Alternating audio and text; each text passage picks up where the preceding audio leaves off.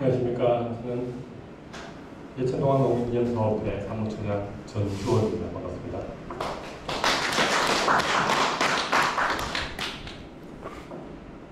지난주 토요일이 처서였죠. 다음 주가 백로인데 아직도 35도에 아침 기온 34도. 이 뭐 속된 말로 처서매직이라고 이렇게 얘기하던데 이번 처서는 폭염이 없고 어제하고 아랫게 이틀 동안 정말 밤새도록 에어컨 틀고 그렇게 살았습니다. 무더위 폭염에 다들 평안하셨죠? 가족들 다 건강하시고요. 오늘은 역사 강좌를 그동안에 외부 강사분들을 초청해서 진행해 오다가 이번 달하고 다음 달에는 저희 회원분들이 예천의 동안 그리고 다른 주제로 다양한 접근 방식을 가지고 강의를 진행하도록 했습니다. 많이 기대해 주십시오. 먼저 회장님 인사 말씀 해주시겠습니다.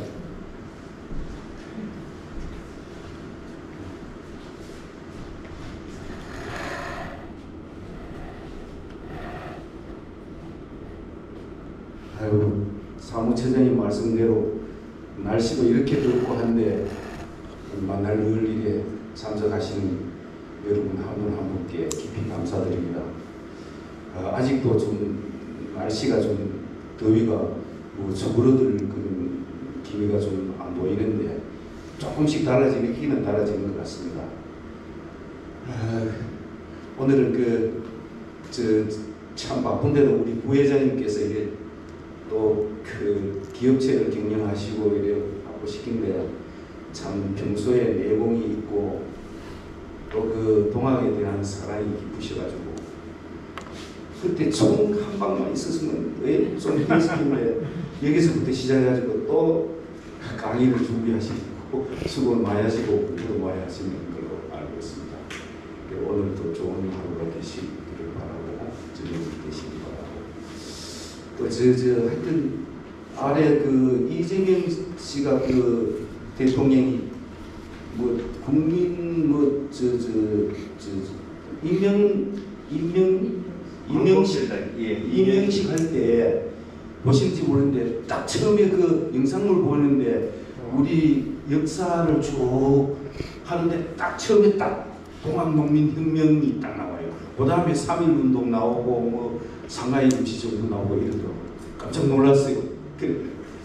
아마 새 정부 들어서고 아무래도 그 서훈 문제 하고 이런 게 아무래도 전향적으로 좀 이루어지고 또 이제까지는 전부 다 시시하고 모르고 숨고 이래저래 모르고 그냥 무심하고 이랬는데 이제는 이 나라가 이런 동학의 그 원루 우리 민족의 정신을 아직 가려져 가지고 모르니까 많이 흔들리지 않는가 이런 생각이 듭니다. 그래서 여러분 한 분 한 분하고 함께 흔들리지 않는 사회를 만들고 좋은 날을 기대해 봅니다. 오늘 감사합니다.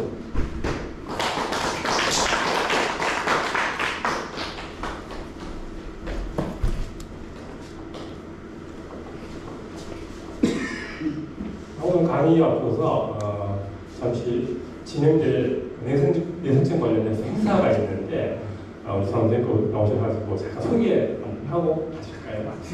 예.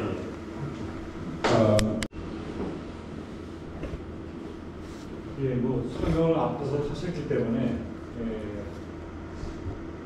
자세한 거는 말씀드릴 수는 없겠지만 아무튼 그 동학농민 전쟁이라는 것이 우리한테는 아주 중요한 어떤 역사적 사건이었기 때문에 이게 일본군한테 저렇게 속절없이 당했다는 게 너무나 억울했습니다. 그래서 왜 저렇게 속절없이 쳤을까? 이게 이제 어떻게 보면 이 총에 대해서 사실 저도 군대는 갔다 왔지만 뭐 총을 쏴봤고 M1도 쏴봤고 뭐 M16도 쏴봤지만 잘 몰랐어요. 명색이 공과대학생들도 하는 것 같습니다. 이번 기회에 많이 알게 됐습니다. 왜 우리가 일본군한테 졌는지 충분히 뭐 수적으로나 여러 가지 면에서 뭐 이길 수 있었는데 왜 졌을까? 이게 이제 어떻게 보면 의문의 출발이었죠. 저희가 덕분에 저도 공부를 많이 했습니다. 여기 사진에 나와 있는 거는 이제 동학농민군들을 잡아서 이 소위 저렇게 십자로 묶어놓고 사살하는 그야말로 눈물 나는 장면입니다. 순서는 뭐 첫째 이제 그 의령이 우리에게 총을 주시오라고 하는 내용부터 다 알고 있는 겁니다. 그 다음에는 동학농민군과 일본군의 비교, 그 다음에 동학농민 전쟁 결과 우리가 어떠한 결과를 나왔을까, 그 다음에 왜 그때 상황에서 우리가 졌을까, 그걸 보기 위해서는 그때의 어떤 세계사적인 흐름을 봐야 되고 조선 상황, 그 다음에 서양의 상황, 일본의 상황, 그 다음에 이제 좀 더 구체적으로 들어가서 그 총의 어떤 차이가 어떤 게 있었는지, 그 다음에 총기의 기술과 전쟁이 어떤 관계가 있었는지, 그 다음에 이것도 주제가 좀 다르긴 하지만 총이 우리나라 이 세상을 어떻게 바꿨는지 그거에 대해서 하나씩 말씀드리겠습니다.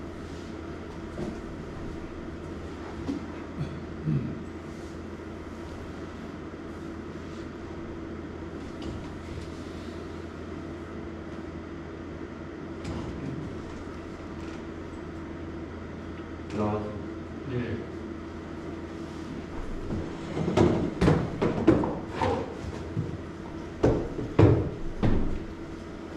이건 뭐 미스터 선샤인이라는 미스터 선샤인이라고 하는 드라마에서 아주 유명한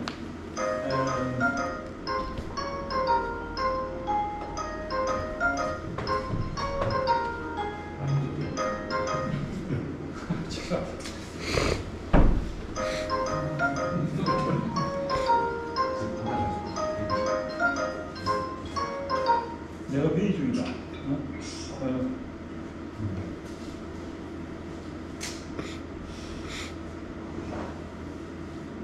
여기 보면 그 맥켄지가 찍은 요병 사진, 아주 유명한 사진이죠.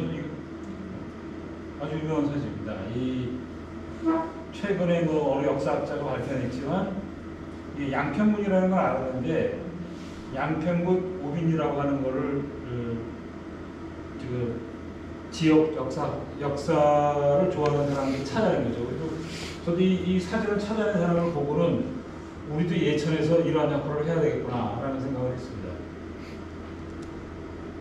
여기에 보면 이게 이제 맥켄지라는 사람이 이제 영국의 기자입니다. 근데 그 당시에 영국이라는 거는 제국주의에 완전히 선봉에 선 거죠. 가장 강자였고, 그다음에 폭력으로 세상을 전부 다 지배를 했습니다. 그 당시에 이제 영국에는 그 반면에 이제 그런 훌륭한 기자들이 많이 있었죠. 일본 기자들도 한국에 많이 왔지만 이렇게 의병을 직접 가서 사진을 찍고 접촉한 사람은 이 맥켄지가 유일했어요. 그러니까 프랑스 영국 사람이라서 그런지 아주 뭐 적극적으로 그때 거의 뭐 그 책을 읽어보면 그 총알이 빗자루 스치고 지나갈 정도로 의병이 쏜 거죠. 의병이 맥켄지가 일종의 일본군 합작인 줄 알고 총을 쏘고 그런 위험을 무릅쓰고 가서 이 사진을 찍은 거예요. 그래서 이 사람이 쓴 말 중에서 이제 저희한테 그 간절했던 모습, 그러니까 무기를 구할 수가 있다면 5천 달러든 1만 달러든 필요한 자가 되겠습니다. 다만 무기만 보여주세요. 이게 이 정도로 아주 간절했던 모습.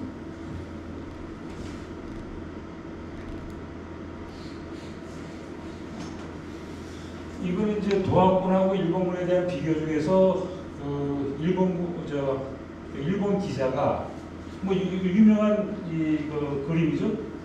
이제 여기에 보면 1894년 8월 11일자 일본 이육신보라는 곳에서 이 기사가 있어요. 여기 기자가 이렇게 사진을 이제 그림을 그려서 이걸 써놨는데 그건 상당히 남루하죠. 여기 보면 머리띠는 주황색, 황색, 청색인데 소속에 따라 구분한 듯하고 의복은 불구스레한 계란색의 마포이고 아래가 같다. 어깨에 걸치면서 화승총, 허리에 건 것은 약통. 그러니까 화약을 이렇게 약통에다 걸었고 화승, 그 이제 불신제를 가지고 다닌 겁니다. 그리고 또 재미난 게 이 사람이 그 다음날 또 그림에 또 재미난 그림을 그렸어요. 동학당 지휘관 그래가지고 동학당 지휘관 양소리라고 그랬는데 하여튼 우리는 양산이라고 해서 양산을 쓰고 칼을 내리걸고 있다. 쫄병은 화성총을 어깨에 걸쳤다. 그래서 저는 이 그림을 보면서 좀 일본 사람이 그렸으니까 뭐 좀 남다르게 그렸겠죠. 근데 이 지휘관의 모습이 상당히 건방져 보이지만은 굉장히 당당해 보여요. 말까지 이렇게 타고 이렇게 양산까지 쓰고 이걸 이제 칼은 지휘관들이 이 칼을 가지고 다니는데 이 칼을 차고 아주 당당하게 지휘를 했던 거죠. 그리고 이제 독특한 모습이고 이제 이거는 일본군 모습입니다. 일본군 보면 정규군이죠. 이렇게 제복을 입고 이게 총알 그 당시에 일본군은 카트리지 총알입니다. 지금 총알하고 똑같은 총알을 갖다 냈어요. 그래서 이렇게 총알을 담는 통에다가 뭐 옆에다 뭐 수통도 차고 현재의 군대랑 현재의 군인이랑 별 차이가 없습니다. 이게 모포 두르고 뭐야. 근데 여기서 보면 이 총을 보면 총이 이렇게 삐쭉 나온 게 있어요. 이게 이제 볼트 액션 타입이라고 해서 나중에 말씀드리겠지만 그야말로 카트리지 총, 지금의 총알하고 똑같은 총을 쏜 게 드러나 있어요. 이게 알아보니까 무라다 후장식 라이플 총 1군에 한 10발 정도 쓸 수 있고 사거리가 370m. 그 다음에 모든 자세가 전총. 그러니까 뭐 엎드려 쏴도 되고 서서 쏴도 되고 앉아서 다 되는데요. 그 다음에 군복을 착용했고 전쟁이라기보다는 그냥 민간인 학살. 그러니까 그 당시에 동학군을 공격했던 거는 일본 후미 보병이라고 해서 후방 부대입니다. 전방 부대는 청군하고 싸웠고 후방 부대가 이제 우리 동학군을 진압을 했는데 뭐 지금의 군인이랑 차이가 없습니다. 요 사진도 보시면 이건 가운데 있는 건 남루한 우리 조선 사람, 조선 청년이고 그래도 옷은 남루했지만 결국은 일본의 그 전쟁 기술을 굉장히 발전시킵니다. 그래서 수많은 총기를 세계 각지에서 수입하는데 18만 정이 있어요. 18만 지금은 작은 것 같지만 18만 정이면 그 당시에 뭐 엄청난 규모였습니다. 그냥 군인을 전부 다 무장시키고도 남을 수 있는 어마어마한 총이죠. 그때 영국에서 P-53 엠필트 소총이라는 거를 수입을 합니다. 그때 이건 이제 라이플이고 전장식. 라이플이긴 하지만 나서는 나있지만 앞에서 이렇게 총구에서 장전을 하는 걸로 합니다. 그리고 중요한 거는 일본 1870년 일본은 징병령을 반포해가지고 전민 개명을 합니다. 그러니까 모든 국민은 17살에서 47살까지 병역 복무를 해야 돼요. 그러니까 이건 뭐 모든 국민을 다 군인, 남자들은 전부 다 군인 돼야 됩니다. 현역 3년, 4년 예비, 8년 후비역. 이건 뭐 거의 한 10몇 년을 갖다가 군대 생활을 시킬 수 있는 그 정도의 어떤 국가 총동원령을 내립니다. 그다음에 1880년에 무라다 수총. 메이지 정부는 주도적으로 총기 개발을 해가지고 이제 공의식 격발을 했고 이제 퍼커슨 타입 보면 이런 장치가 있어요. 요게 내관입니다. 여기 퍼커슨 나중에 말씀드리겠지만 볼트 액션식은 지금 총이랑 별 차이가 없어요. 그래서 이제 이거를 개조해서 소위 스나이더 엠필트 소총이라는 거, 스나이더 엠필트 소총이 옛날에 엠필트 소총을 개조한 거고 그 다음에 이제 볼트 액션식이 새로 나옵니다. 무라다 소총은 일본 놈들이 만든 거죠. 여기 보면 청일전쟁 시에 일본의 그 사진이 있는데 여기 보면 여기 그 볼트 액션식이라는 게 보입니다.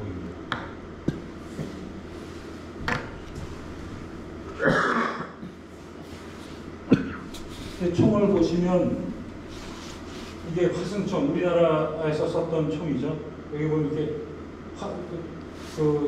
맥킨지가 얘기한 것처럼 긴 쪽, 황동으로 만들어져 있고, 저도 사명이 또한 변화가 없었고, 요거 이제 부싯돌식이라 해서 네덜란드에서 개발이 됐고, 또 무라다 수총이 이제 볼트 액션 타입이고, 동학군 진압부대가 사용했던 총입니다.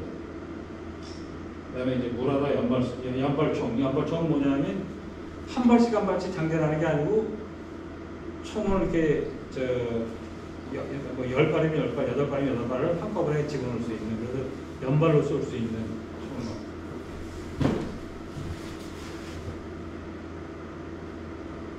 이제 이건 총에 대한 어떤 아주 자세한 거죠. 전장식, 그러니까 머즐 로딩이라고 그러는데 앞에서 이렇게 총구에서 총알을 장전하는 건데, 여기 보면 여기 잘한 거 있다면 여기 화약을 이렇게 담고 이 심지를 붙이면 화약이 안에 있는 화약을 터트려 가지고 발사가 됩니다. 근데 이건 이제 부싯돌식이죠. 여기 이제 그 부싯돌을 이렇게 달아가지고 이 철에 긁어지면서 떨어지면 화약에 여기 담에 있던 화약에 점화가 되면서 안에 있는 화약을 폭발시켜서 총알이 나가는. 이제 그 다음에 이제 발달된 게 퍼커슨 럭이라고 해가지고 이렇게 내관이 하나 이렇게 요 화약 대신에 이런 조그만 내관을 하나 만들어요. 이게 이제 뭐냐면 소위 이제 그 당시에 화학이 발달하니까 딱 때리면 점화가 되는 그런 화학 물질을 그때 누군가 화학자가 찾아낸다. 그게 독일 사람인가 뭐 네덜란드 사람인가가 그걸 찾아내서 그 물질을 살짝 묻힌 거죠. 지금도 그 비슷한 거는 총알에 그 공이가 부닥치는 곳에는 그게 들어가 있습니다. 뭐 딱 치면 그게 확 그 점화가 되면서 이제 안에 있는 화약을 폭발시켜서 총알이 나요.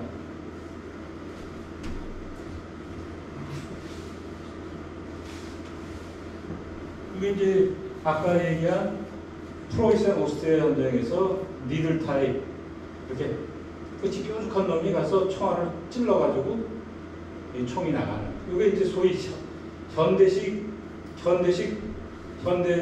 공이식. 우리 저 군대에서 옛날에 대통령 오면은 그 공이만 다 빼지 않습니까? 그 공이의 전식입니다. 그래서 후장식이 되면 영어로는 브리치 로딩이라고 하고 약실 장전. 그러니까 앞에서 이렇게 장전을 하고, 이게 이제 1836년에 개발이 됐고 후장식 야이프는 1860년. 그러니까 이건 뭐 우리는 게임이 안 되는 거죠. 이게. 우리 그때도 앞에서 총알을 집어넣는 걸 했으니, 그다음에 니들 격발, 공이식 격발, 연발.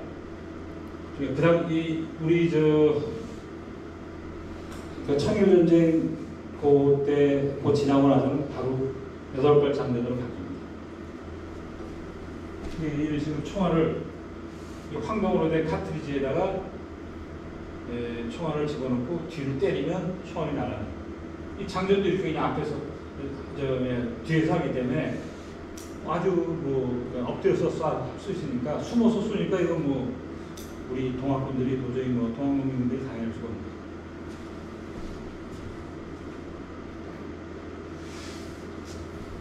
이거는 이제 전쟁하는 기술입니다. 기본적으로 총이 활강식이라고 해서 이렇게 파이프로 되어 있는 거에서 안에 라이플이 있어요. 안에 이렇게 나선이 납니다. 나선이 나면 정확도가 높고 겨누는 대로 맞아요. 지금도 옛날 아까 엔필드 소총이나 뭐 스나이더 엔필드 들어가서 쏘면 100m에서 정확하게 맞춰요. 근데 사거리가 300m 이상으로 3-4배 길어지고, 그다음에 총알 형태도 옛날에 이렇게 구슬 타입 원형이었다가 구형이었다가 유선형으로 바뀝니다. 그래서 미니에라고 이제 그 프랑스 사람인데 그 사람이 소위 납을 가지고 유선형의 탄을 만들어냅니다. 그래서 정확도가 높고 사거리가 3~4배. 그 다음에 이제 이렇게 총이 바뀌면서 전투 형태가 바뀝니다. 전투 형태가 옛날에 이렇게 그냥 모여서 쳐들어가잖아요. 옛날에 이렇게 우리 영화 보면 이렇게 우르르 모여가지고 그냥 그래서 이걸 전열보면이라고 그러는데 이런 식으로 싸우다가 근대에서는 이렇게 참호 속에 들어가서 엎드려 싸우고 뭐 뒤에 숨어서 쏘고 이런 형태로 바뀝니다. 그래서 그러다 보니까 옛날에는 이렇게 모자를 씌우고 뭐 이렇게 빨간 옷을 입혀서 그러니까 전쟁을 하는 게 누구든지 다 도망가려고 그러지 뭐 싸우려고 하는 거니까 그러니까 이렇게 옷을 입혀놓고 빨간색으로 해놓으면 도망을 못 가는 거죠. 그러니까 이렇게 어떻게 보면은 병사들이 도망 못 가게 하려고 이렇게 색깔을 이렇게 입혀서 그 차별을 그러니까 구별을 하게 만들었고 이제 근대전으로 돌아오면 군복도 뭐 색깔도 다 바뀌죠. 녹색으로 바뀌는다. 그래서 영국이 그 엔필드라고 하는 강선식 총을 갖다가 1850년에 생산했는데 무려 150만 정을 생산을 했고 그 중에 90만 정은 미국에 30만 정은 일본에 수출합니다. 그러니까 90만 정이라면 상상을 못해요. 지금도 우리나라 60만인데 90만이면 얼마나 어마어마한 수요입니다. 강선식이 사용된 전쟁은 아까 말씀드린 것처럼 크리미아 전쟁, 영국이 이겼죠. 엔필드 53마디 이겼습니다. 그다음에 세포의 한정이라고 해갖고 영국이 이제 인도를 식민지화하기 위해서 전쟁을 합니다. 그때도 소위 강선식 총을 썼고 그때도 인도 사람들은 우리나라처럼 화살총 쏘고 그다음에 남북 전쟁 때는 그 양쪽을 다 썼고 그때 뭐 아까 얘기한 것처럼 90만 정을 썼고 그것도 부족해서 스프링필드 소총도 개발합니다. 저 미국 친구들이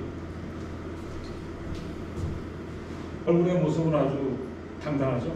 그래서 이 맨발로 이렇게 서 있고 이건 이제 일본 이병, 우리나라로 따지면 이병인데 청일전쟁 당시 길거리의 일본군이 이건 보병이고 이병이고 이 사람은 이제 헌병이고 역시 보면 총이 이렇게 모양을 보면 볼트 액션식 무라더스 총입니다. 그러니까 역시 지금처럼 카트리지 타입 지금의 총알을 가지고 사용을 했던 거죠. 그러나 이제 이 청일전쟁의 모습을 보면 화약은 흑색 화약이었어요. 이렇게 연기가 이렇게 하얗게 나는 걸 보면 지금은 무연화학이라고 해서 이렇게 연기가 나지 않습니다. 옛날 화약은 흑색 화약이라고 해서 연기가 났죠. 그렇지만 아무튼 총은 최신식 총이었고 그 차이가 있습니다. 우리나라 그 당시에 우리나라 소총은 화승총으로 무장을 했는데 1분에 한 발, 아까 일본 분들은 1분에 10발 쏠 수 있는데 사거리는 50m, 50m도 안 맞아요. 그 다음에 서서 싸우면 가능해요. 장전을 하려면 이렇게 총을 세워서 화약을 위로 두고 탄을 위로 놔야 되기 때문에 서서만 가능하고 아까 저희 회장님 말씀하신 것처럼 우천은 불가고 비가 오면 뭐 화승에 불을 붙일 수 없으니까.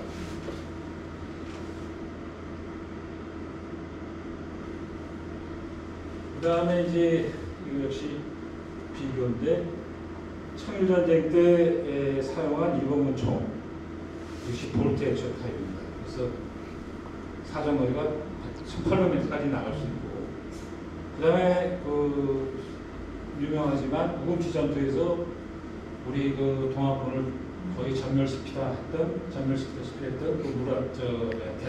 게틀링건 미국 전쟁에서 개발이 된 것, 남북 전쟁에서 발전이 된 건데 기관총이죠. 그 다음에 이제 구체적으로 좀 더 나가면 스나이더 엔필드 소총이라고 있어요. 여기 이제 스나이더 엔필드 소총인데 이거는 이제 라이플이고, 그러니까 이렇게 총알이 돌면서 나가는 라이플 총이고, 독특한 거는 그러니까 여기에 옛날 그 놀이새가 들어가 있는 게 아니고 이렇게 그러니까 이걸 뭐라고 하냐면 내관식, 그러니까 이렇게 때리면 점화가 되는 그런 식이었어요. 그래서 그런 총을 사용을 했는데 동학군도 일본 이걸 탈취를 해서 이거를 뺏어가지고 사용하게 됐습니다. 이 스나이더 엔필드 소총을 그 영국군이 엄청나게 팔아먹습니다. 그러니까 뭐 여기만 파는 게 아니라 일본군한테 거의 30만 정, 그 다음에 뭐 저 미국한테는 80만 정 어마어마하게 팔았습니다. 우리나라 그때 관군도 상당수가 이 스나이더 엔필드 소총을 무장했고, 이거는 역시 일본군들이 그 당시에 나중에 말씀드리겠지만 일본 자체의 내전을 위해서 사온 총입니다.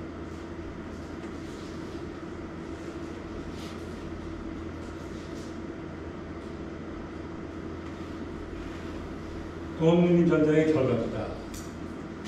뭐 잘 알고 계시겠지만 그때 갑오개혁으로 해서 동학농민군의 패전 계약안이 사실상 실현이 됐습니다.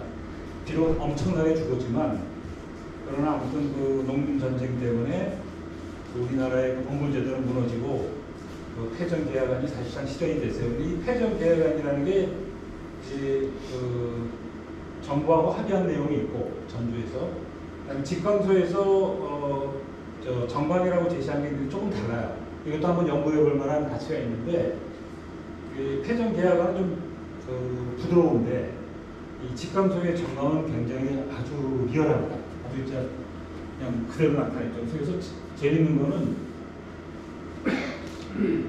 유림과 양반대 속으로는 소멸할 것, 굉장히 과격한, 그다음에 뭐 천민들의 군화는 불지를 것.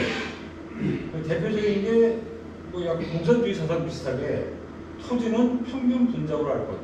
그러니까 이미 토지를 그때 우리나라가 해방이 되고 나서 토지 개혁을 하지 않습니까? 그러니까 이미 이 당시에 동학 농민군은 토지를 평균으로 분작해라, 이 정도로 아주 어떻게 보면은 봉건 사회를 완전히 무너뜨리는 그런 정강을 내세웠었습니다. 이게 이제 결국은 뭐 완벽하게 되지는 않았지만 그래도 상당한 정도 수준까지 우리나라 사회를 바꾼 거죠. 그다음에 대표적인 게 이제 직강소를 실시했는데 전라도 53분연을 했고 최초로 농민 통치를 한 겁니다. 물론 뭐 기간이 한 3개월 정도에 불과했지만 아무튼 최초로 농민 자치를 했던 거고, 그 다음에 이제 소위 봉건제가 뭐 신분제, 노비제, 과거제, 눈벌제도, 그러니까 양반과 상민의 차별, 그 다음에 과부 개가, 이런 것들이 전부 다 이제 폐기가 됐습니다. 그 다음에 뭐 잘 알고 계시겠지만 항일의병투쟁으로 연결이 됐고 3.1운동, 항일무장독립운동으로 이어집니다. 피해 동력이 컸죠. 그 박은식 그 선생에 따르면 동학농민군이 거의 30만 명이 학살이 됐고, 그 중에 이제 일본군에 의한 학살은 한 5만 명이라고 추정하고 있습니다. 아시겠지만 우금시 전투에서 일본군들은 근대식 전투를 했어요. 그러니까 상계하고 엄폐하고 조준사격. 우리가 군대 가서 우리가 사격을 하면 엎드려 쏘거나 숨어서 쏘는데, 그 당시에 조선은 그 동학농민군은 구식 전투를 했어요. 그러니까 구식 전투는 뭐냐면 집단 공격을 합니다. 우리 데모하는 것처럼 막 무르르 모여가지고 달려가는 그러한 식의 전투를 했고, 사격도 조준해서 사격하는 게 아니라 화망을 형성했습니다. 그러니까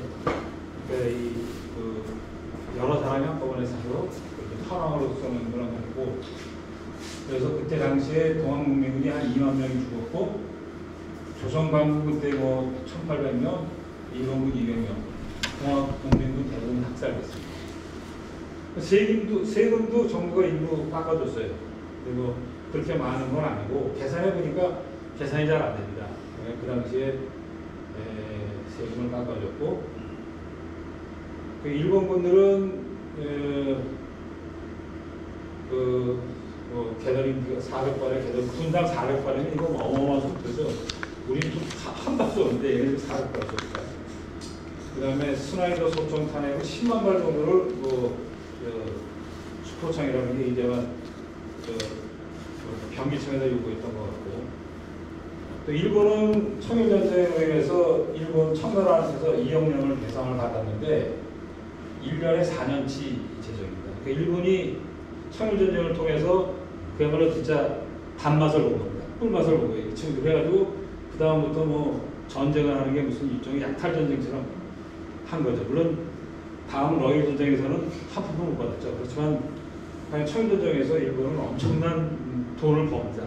물론 사람도 엄청나게 죽었지만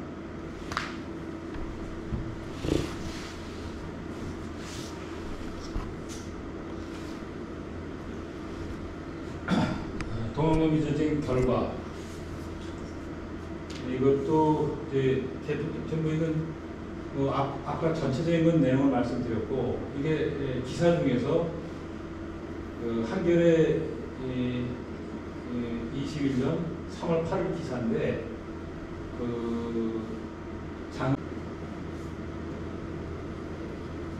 보시면 후장식은 총알 장전이고 전천후 사격을 하고 총 뒤에서 장전을 해서 엎드려 싸가 가능하고 발사속도는 3배 정도 빠르고 카트리지 타입입니다. 우천에도 가능하고 이건 뭐 아까 말씀드렸고 대표적인 후장식 라이플은 스나이더 엔필드 일본은 상당수의 스나이더 엔필드를 일본이 사갑니다. 전쟁 뭐 얘기는 제가 했던 것 같고 여기 총알을 보면 이거 이제 1879년에 발달된 총알이고 1889년에 발달된 총알입니다. 그러니까 이미 동학농민전쟁이 1894년이니까 이미 서양은 이렇게 카트리지 타입의 총알을 쓴 거예요. 우리는 그냥 저 한쪽에다가는 화약을 가지고 다니고 한쪽에다가는 파성을 가지고 다니고 이랬는데 이러니 뭐 전쟁이 됩니까?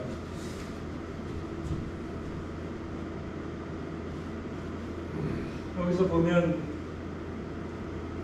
이제 화성식을 이렇게 불씨 주가지고 붙이는 거고, 그다음에 이제 불씨돌 가지고 이렇게 붙이는 게 있고, 프린트 락이라고 하고, 이건 매치 락이라고 하고, 포커스 방식이 이제 이렇게 여기 캡을 씌워서 하는 건데, 아까 말씀드린 것처럼 점화 물질이 머큐 풀미네이트, 그러니까 소위 나이트레이드라고 이제 화학에서 나옵니다.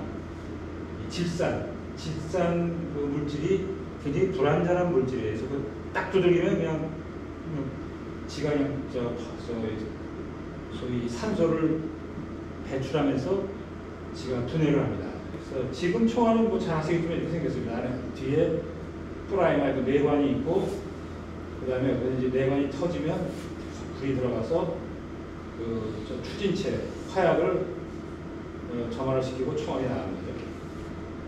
이게 이제 소위 퍼커슨 타입에 대한 상세한 그림입니다.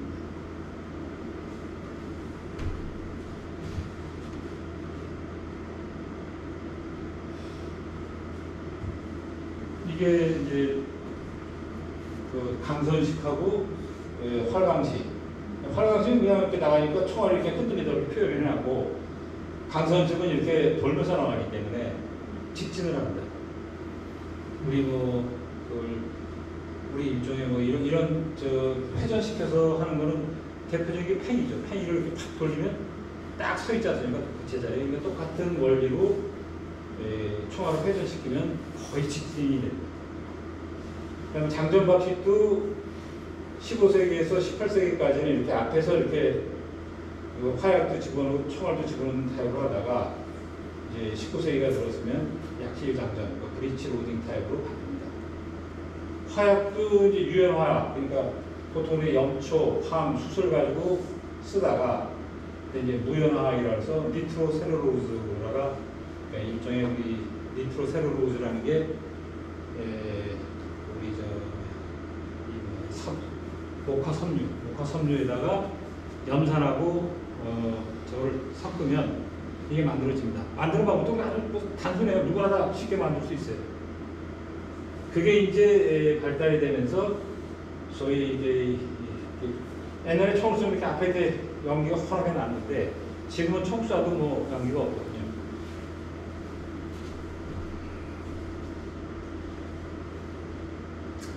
그 다음에 이거는 뭐 동학농민전하고 관련이 없지만 총이라는 게 저도 이번에 이거 공부하면서 배웠는데 총이라는 게 이 세계사에서 어떤 역할을 했을까?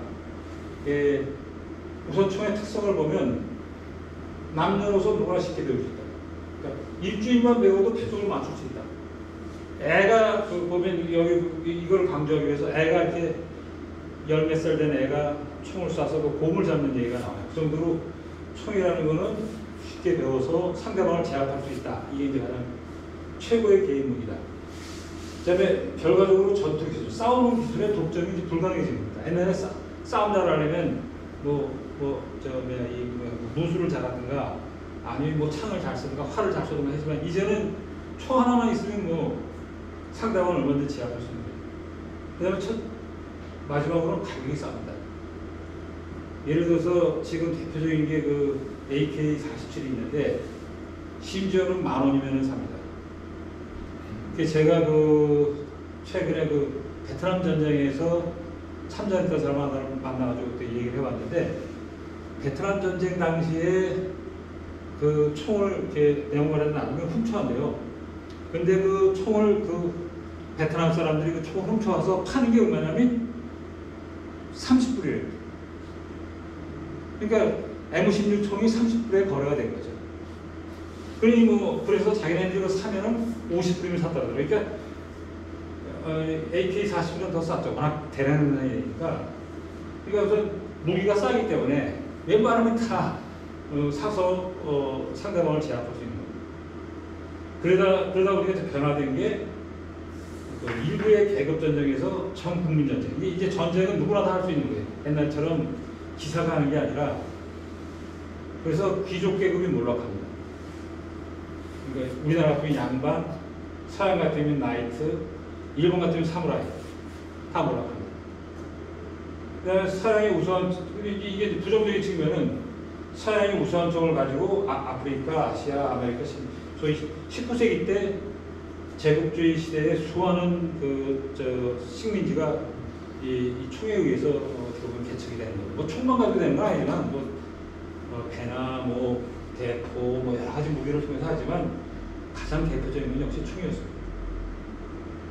상대적으로 이제 그러다 보니까 아까 이런 전투 기술의 독점이 불가능해지다 보니까 상대적으로 시민의 힘이 커집니다. 그래서 민주주의가 발달했고 민주주의가 발달을 갖다 총의 발달을 얘기하기 아이러니지만 아무튼 총에 의해서 민주주의를 발달합니다. 그래서 영국 혁명, 프랑스 혁명, 미국 독립전쟁, 미국 남북전쟁 노예해방, 러시아 혁명, 최근에 식민지 해방 전쟁까지 이 총은 아주 중요한 역할을 합니다.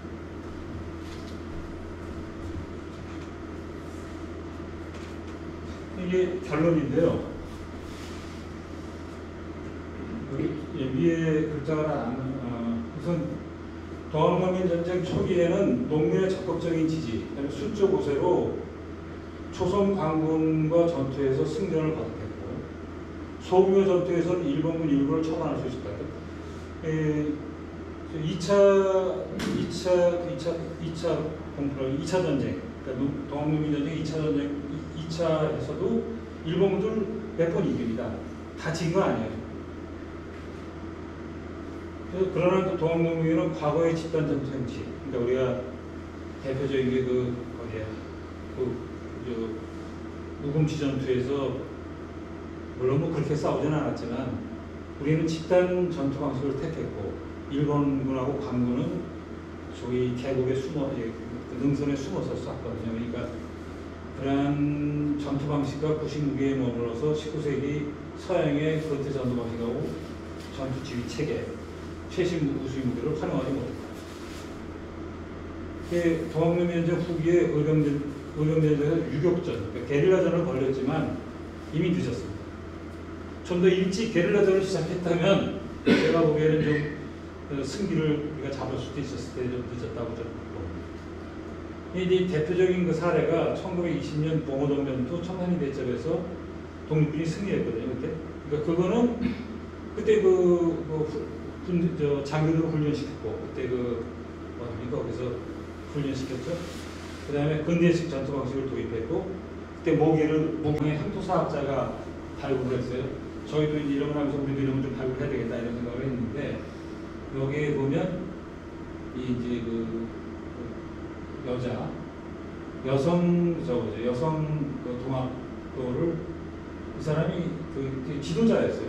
그래서 이제 그 사람을 잡아다가 이제 어떻게 했다는 거를 제가 보고를 한 건데 그 내용에 보면 소관에게 넘어 매를 맞는 문체를 당해 살과 가죽이 진청이 있었고 명령을 받았을 때는 기운과 호흡이 훌떡 불어 생명이 얼마나 필요한 모양입니다.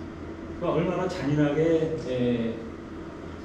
탄압을 했는지 여성을 갖다가 이렇게까지 했다는 건 이건 뭐 도저히 지금 상식으로서는 이해할 수 없는 거죠. 또 한 가지 또 아주 얼마나 잔인한지를 보여주는 건데 이것도 역시 종군 일제에 나온 겁니다. 보면 동도에 잔당 7명을 붙잡았다. 성 밖에 밭에 일렬을 세워놓고 총에 착각을 해놓지 일제 동작으로 찔러주겠다. 한인과 통영병들이 심하게 경합했다. 얼마나 잔인했는지 이제 내용이 나오죠. 근데 의병의 무기는 이 맥켄지가 쓴 책에 보면 구형의 격발적. 결국 이 당시 의병들이 가지고 있는 총이 동학군들이 가지고 있는 총이라고 봐야죠. 총이 보면 방아쇠의 길이가 8인치. 그러니까 화승총을 보면 방아쇠가 굉장히 길어요. 그건 노수대로 되어 있었고 대부분 어깨에 총을 걸고 쏘는 것이 아니라 옆구리에 늘어뜨리고 쏘았지만 빗나가는 법이 없었다. 그들은 장전하는데 시간이 많이 걸리기 때문에 일회 공격에 한 발밖에는 총을 쏠 수 없었다.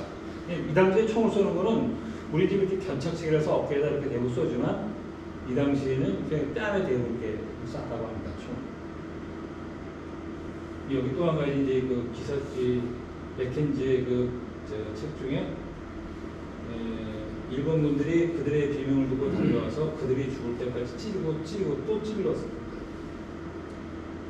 갈기갈기 찌겼습니다. 시신을 묻어줬다 이런 기사가 있습니다.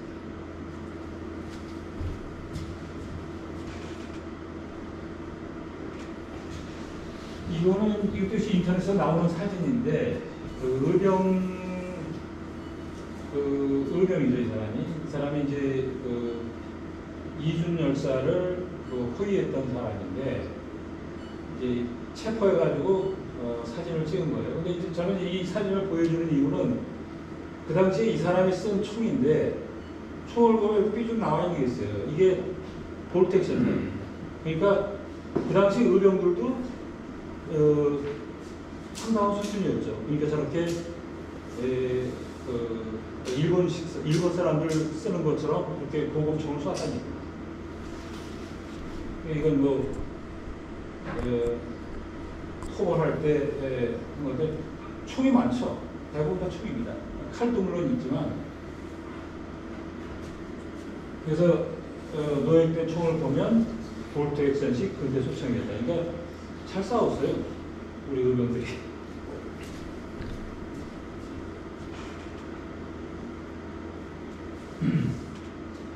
이제 연표입니다. 이게 그러니까 조선, 일본, 세계 과학청 분열해서 1500년대, 1600년대, 1700년대, 1800년대 이렇게 역사를 쭉 비교를 해봤습니다. 근데 조선은 보시면 중종관전 잘 아시죠? 그다음에 임진왜란, 이괄해난, 병자호란, 대표적인 나산정벌 여기 이제 있고, 그다음에 영조하고 정조의 소위 거의 한 300년 동안 사회에 무슨 큰 변화가 없었어요. 기껏해봤자 홍경래에 난 정도. 그러니까 조선 정부가 무기를 개발할 만한 동기가 없었다는 얘기입니다. 어떤 침략 전쟁도 없었고.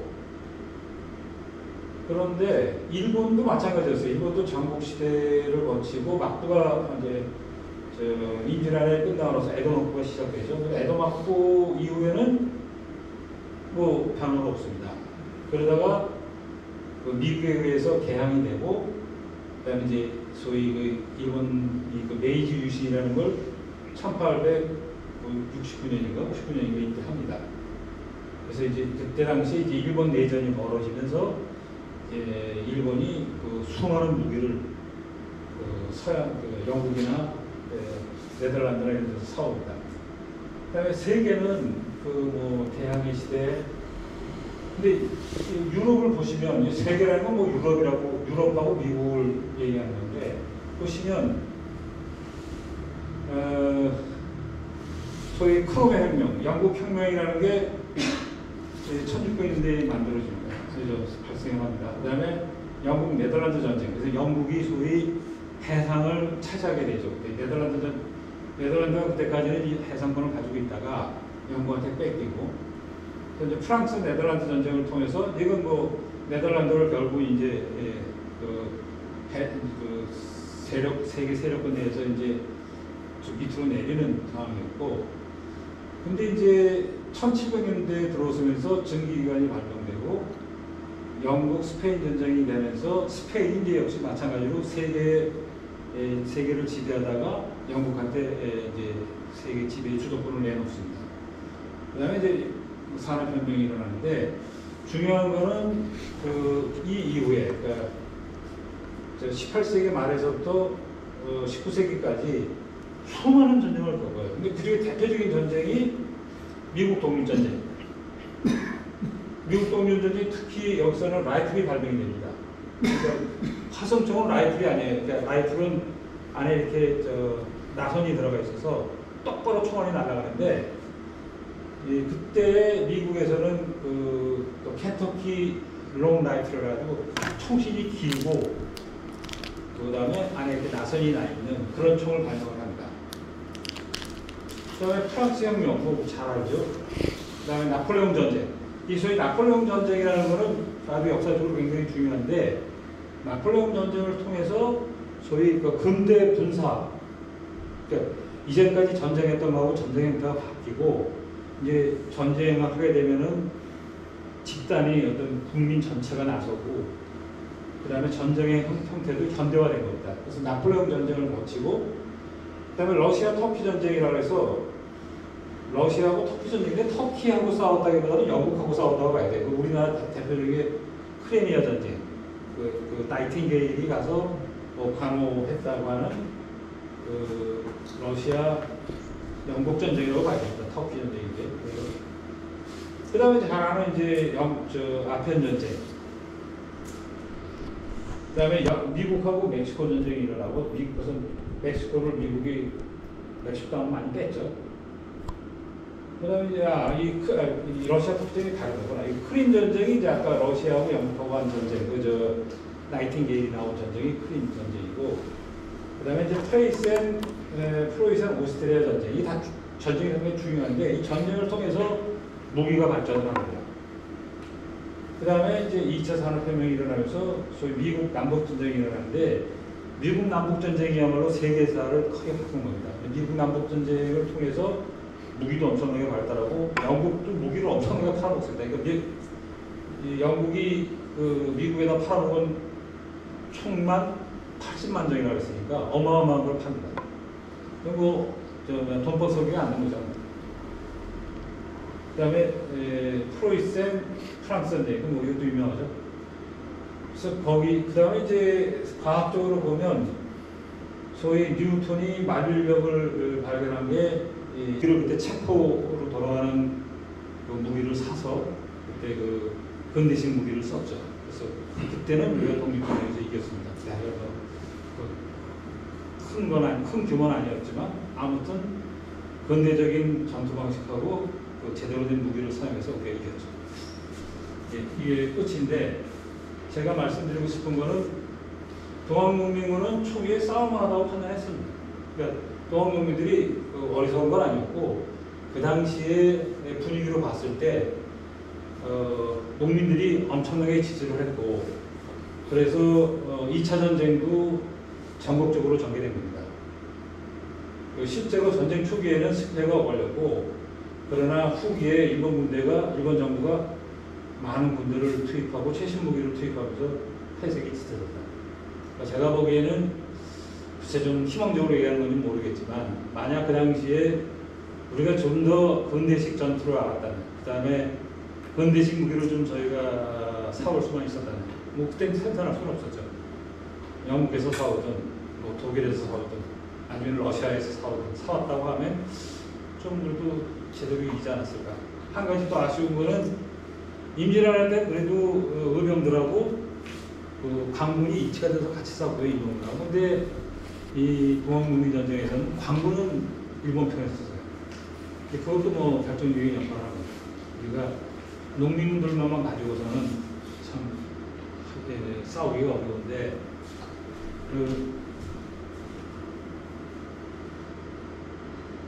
그 당시에 그 고빈 저는 아까 보여드렸지만 호남 직강서에 이제 남원을 점령하고 나서 1894년 7월에 남원에 이제 이 세 분이 모입니다. 전봉준, 김계남, 천하종이 모여서 얘기를 하는데 전봉준 장군은 시세를 정확하게 이겼어요. 그래서 군사를 우리 쪽으로 돌릴 것이다. 우리 편이 많기는 하지만 오합지졸이어서 쉽게 흩어져 끝내 이 때문에 뜻을 얻지 못하고 있습니다. 그래서 흩어지자 뭐 이런 얘기를 했고 김계남 장군은 흩어지지 말자 이렇게 얘기했고 손아종 장군은 그 당시에 좀 유화적인 사람이었는데 이 사람이 아주 정확하게 본 거죠. 사무 현실이니까 적장이라고 부르는 자들은 어리석은 천인으로 화를 즐기고 도적질을 좋아하는 분들뿐이다. 그러니까 근대식 군대가 아니었어요. 사실 근대식 군대였으면 도적도 잡아다가 뭐 군인으로 만드는 건 어렵니까? 그렇게 못했던 거죠. 자, 이걸로 저는 강의를 마치겠습니다. 고맙습니다. 김일지는 16세기 말이고 전기기관이 발명이 돼서 저 이제 기관차가 기차가 발명이 되고 종특복,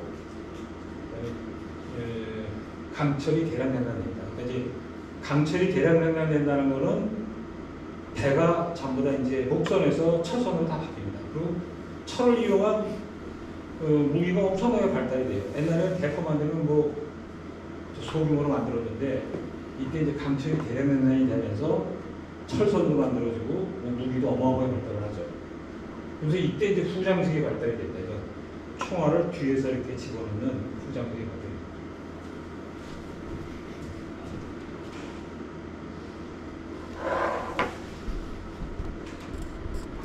당시 조선의 상황입니다. 조선의 상황을 보면 조선은 임진왜란 이후의 주력 무기가 조총이었습니다. 화승총이 뒤였고 그 다음에 나선전 볼 때에는 화성총을 우리가 썼고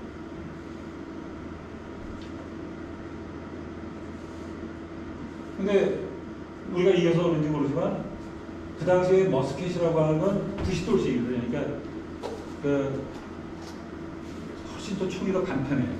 화수총이 총은 비슷했지만 불을 붙여서 하는 게 아니고 90돌처럼 방아쇠를 당기면 그 90돌처럼 불이 켜지면서 이제 화약을 점화시키는 건데 그랬고 그다음에 조선 후기에는 영종조 이후에 국방비가 위축됩니다. 그러니까 그 국방비를 별로 안 써요. 그러니까 뭐 국민 그 당시만 해도 소민기 시기에서 막 그냥 국민들이 군부 죽고 그러는 판이니까 그러니까 뭐 국방비를 별로 못 썼죠. 홍경내란이 있었지만 무기 개발을 하지 않았고 전투 형태는 밀집 근접 대응입니다. 그러니까 집단으로 쓰는 겁니다. 여기 보시면 이렇게 우리처럼 이렇게 우리 군대 생활할 때 한 것처럼 그러한 엎드려서 쏴서 이렇게 그런 게 아니라 집단으로 하는 그래서 대규모 회전이 주였고 1880년대까지 화승총이 광군의 주요 무기였습니다. 임진왜란 이후 300년동안 변화가 없었고 조선 내 화승총 수량만 15만 정. 15만 정이면 대단합니다. 지금 우리가 60만 대군이라고 하지만 지금 한 40만 명 된다고 그러는데 15만 정이라면 그 당시의 인구로 봤을 때는 뭐 군인들 전부가 화승총을 가지고 있었던 거고 뭐 그것도 남아서 수출했고 포수하고 농민들도 보유했고 한정당 명포 8피 그래서 뭐 한 20 지금 돈으로 한 25만원에서 한 60만원 쓰죠. 어떻게 보면 굉장히 쌌다는 얘기예요. 그런데 이제 그 소위 일본 놈들이 그 강화도 조약을 맺으면서 운영사 사건을 통해서 스나이드 엔필드 소총을 소개합니다. 스나이드 엔필드 소총은 후장식이었죠. 후장식이었는데 기본적으로 후장식이었지만 뭐 화성총이나 뭐 큰 차이는 없었습니다. 저 라이플총이었죠. 스나이드 엔필드는. 그런데 이제 지금처럼 카트리지 타입은 아니었습니다. 대열 기관총을 소개했고, 그래서 별기군이 이제 스나이드 엔필드로 무장을 합니다. 그리고 소수죠. 근데 이제 이 별기군조차도 그때 그 이버군란을 통해서 전부 다 흩어집니다. 동학농민군이 제가 회장님한테 많이 말씀드립니다만은 죽창으로 싸우지 않았다. 적어도 우리는 화전총으로 싸웠다. 제가 이제 말씀드리기에 그렇게 어리석지 않았다. 그러니까 죽창으로 지금 뭐 활로 싸워 활이나 칼로 싸워도 모자랄 때, 그리고 그 화성총이 굉장히 많이 있었어요. 그러니까 그 당시에 광군의 그 관청의 무기고를 털면 화성총은 충분히 싸울 정도로 저희가 보유하고 있었다는 얘기죠. 여기 보면 화성총 발사 모습인데 약간 좀 과장한 거고, 여기 아까 말씀드린 호랑이 3인조 포수입니다. 1886년에 찍은 사진인데 상당히 당당하지 않습니까? 좀 비록 남루한 옷을 입긴 했지만 총을 이렇게 어깨에다 메고 담배대를 하나씩 쥐고, 여기 보면 이렇게 담배 저것도 있습니다. 여기 주머니도 이렇게 달고, 그 당시에 러시아 사냥꾼들이 와서 놀랬답니다. 그 호랑이를 한 6m나 10m 앞에다 두고 쏴서 잡는다는 게 자기네들은 상상을 못했기 때문에 대단한 실력가들이다. 이게 우리나라 그 의병들이나 이 사람들이 총을 아주 잘 쐈답니다. 그래서 어깨에다 이렇게 메고 쏴도 잘 맞았답니다.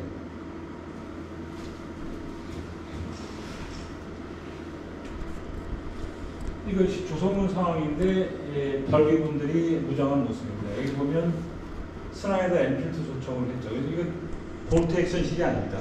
볼트 액션식 옆에 총 옆에 이렇게 쭉 나와 있는데 그거 안 보이죠 지금. 이거는 나중에 소개드리겠지만 조금 다른 군대식 소총은 아닙니다. 그렇지만 명중률은 굉장히 높죠.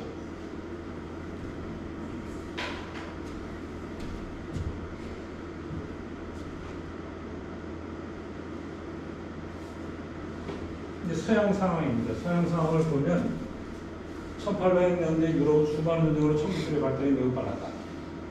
머스킷에서 건대식 소총을 그렇게 구현하였고, 그래서 미국 전쟁 때, 미국 독립전쟁, 미국 독립전쟁은 18세기 후반입니다. 그때 프랑스가 지원했고, 이때 라이플을 발명을 합니다. 미국에 이제 독일 사람들이 가서 켄터키 롱 라이플이라서 라이플을 발명했고, 여기 보면 남북전쟁 때에 이건 남북전쟁입니다. 그다음에 나폴레옹 전쟁 때 체계적인 징병제를 합니다. 그러니까 나폴레옹 때 비로소 그 국민 개량이라는 걸 해요. 그러니까 그 당시까지만 해도 전쟁은 일부 사람들만 싸우는 거지 국민들은 전쟁에 관여하지 않았어요. 근데 소위 나폴레옹이 체계적인 징병제를 도입을 하면서 국민 모두를 소위 동원을 합니다. 군인으로. 그 다음에 이제 군사학들이 발달합니다. 아마 이 당시에 그 유명한 크라이제비치인가? 그 사람이 군사학을 체계화시키죠. 그 다음에 이제 크림 전쟁에서 소위 강선식 머스켓이 발달합니다. 강선식 머스켓이라는 건 뭐냐면 총알은 앞에서 넣는데 위에서 이렇게 집어넣는데 안에 이렇게 강선이 나 있어요. 그러니까 명중률은 굉장히 좋아요. 쏘는 속도는 역시 1분에 한 발이나 1분에 두 발 정도밖에 못 쏘지만, 그러나 명중률은 굉장히 좋았죠. 그다음에 사거리도 높습니다. 그러니까 총알이 돌면 사거리가 굉장히 길어지거든요. 그러나 러시아는 그때 활강식 머스켓이었어요. 활강식 머스켓은 그냥 안에 이렇게 나선이 없는 그 라이플이 없는 그런 총인데 러시아는 졌습니다. 그 당시에 물론 단지 총이 좋아서만 이겼다고는 볼 수 없지만 중요한 거는 그 좋은 총이 전쟁의 승리에 중요한 역할을 했다라는 걸 알려주는 거죠. 미국 남북전쟁 때는 강성식 부장식이 발달했고 총기 수요가 급증을 해가지고 그때 프랑스, 영국, 프랑스, 독일은 엄청나게 돈을 벌었다. 이 충파라고. 그 다음에 프로이센 오스트리아 전쟁에서도 아주 중요한 역할을 하는데 그때 후장식 니들식이라는 게 발달해요. 소위 이제 이 당시에 현재와 같은 카트리지 타입의 총이 나옵니다. 그러니까 짧은 시간에 화승총에서 엄청나게 발달하거든요. 그러니까 우리는 18세기 때 그때 무슨 철종 시대 그때 했었잖아요. 그 당시 저희는 그냥 아무것도 못하고 그랬는데 얘네들은 엄청나게 총을 발달시킨 거죠. 프로이센 프랑스 전쟁은 잘 아시겠지만 파리권 면제가 아주 유명한데 그 당시에 했고 이때 상황을 보면 이 사람들이 라이플이고 퍼커슨 소총이라고 아까 얘기했던 화승이나 그러니까 불신지나 부시도를 안 쓰고 퍼커슨이라는 걸 씁니다. 일종의 지금으로 따지면 뇌관을 쓰는데 이 프로이센 오스트리아 전쟁 때는 이것이 더 발달해가지고 니들 타입이라고 해갖고 지금의 공이 같은 겁니다. 그래서 바늘처럼 툭 찔러가지고 이제 그거를 총알을 갖다가 점화시키는 그런 장치가 발달됩니다. 이게 이제 대표적으로 프로이센군이 썼던 드라이드 소총이라고 해가지고 지금 총이나 별 차이가 없어요. 이렇게 총을 당기는 놀이새를 당기는 핸들이 있고 니들식 소총입니다. 이렇게 뾰족한 지금 공이처럼 뾰족한 게 있습니다.